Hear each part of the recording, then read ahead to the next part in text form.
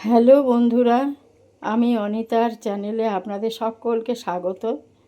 আমি আজকে একটা আমসত্ত্বের রেসিপি আপনাদের সঙ্গে শেয়ার করব। আমি 1.5 কিলো মতো পাকা বেশ নরম দেখে পাকা আম কিনে এনেছি। তারপর আমগুলোকে আমি ছাড়িয়ে আঠিটা বের করে এই মিক্সিতে আমি পেস্ট করে নিই। তারপরে মিক্সিতে পেস্ট করে আমি ওই জিনিসটা আমি এই কড়াইতে ঢেলে দিয়েছি। দিয়ে এর মধ্যে গ্যাসটা জ্বালিয়ে এই কড়াইয়ের মধ্যে আমি একটু অল্প চিনি দিয়ে এটাকে বেশ ঘন ঘন করে এটা জ্বালিয়ে নেব। নিয়ে এটা যখন ঘন ঘন বেশ হয়ে আসবে তখন আমি এটা থালায় তেল মাখিয়ে রোদে দেব। এটা ঢেলে রোদে দেব। তারপরে আমার আমসত্ত্ব রেডি হবে। বন্ধুরা, এই দেখুন আমার আমটা আমি গ্যাসে জ্বালিয়ে নিচ্ছি। এটা বেশ ঘন ঘন হয়ে আসলে তারপরে আমি থালায় তেল মাখিয়ে ঢেলে দেব। আমি পরে আপনাদের সঙ্গে আবার আমি ফিরে আসছি। বন্ধুরা, আমি আবার ফিরে আসলাম। এই আমার আমসত্ত্বটা আবার আমি নেড়ে নেড়ে নেড়ে নেড়ে বেশ এটা একটু ঘন করে ভালো করে জাল দিয়ে নেব। একটু ঘন করে নেব জাল দিয়ে নেড়ে নেড়ে, যাতে আমসত্ত্বের কাঁচা গন্ধটা না থাকে। ভালো করে আমি এটা নেড়ে ফুটিয়ে নেব।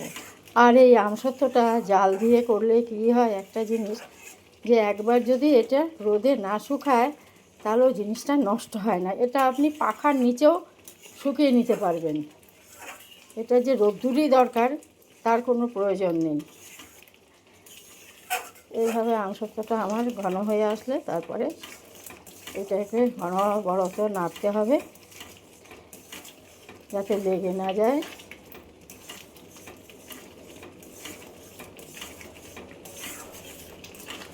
অনবরত এইভাবে নেড়ে যেতে হবে।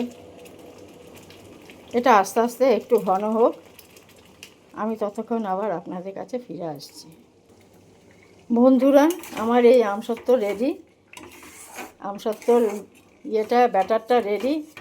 এবার এটা আমি থালায় ঢেলে দেবো, দিয়ে একটু শুকাবো। থালায় ঢেলে দেবো। এবার থালায় তেল মাখিয়ে নিয়েছি। এবার এটাকে আমি থালায় ঢেলে দেবো। গ্যাসটা বন্ধ করে দিই। ঠিক আছে বন্ধুরা, এই আমার আমসত্ত্ব রেডি। এবার এটাকে একটু ফ্যানের নিচে রাখবো বা হালকা রোদে রাখবো, তাহলে আমার এটা ঠিকভাবে হয়ে যাবে। এই আমার আমসত্ত্ব রেডি। বন্ধুরা, এই রেসিপিটি আপনাদের কেমন লাগলো আপনারা জানাবেন। আপনারাও এটা বাড়িতে ট্রাই করুন। এটা খুব ভালো হয়। আমসত্ত্বটা এইভাবে জাল দিয়ে সুন্দর মতো করলে ভালো হয়। এবং আপনারা আমার চ্যানেলকে সাবস্ক্রাইব করে আমাকে অনেক অনেক লাইক এবং শেয়ার করবেন। নমস্কার।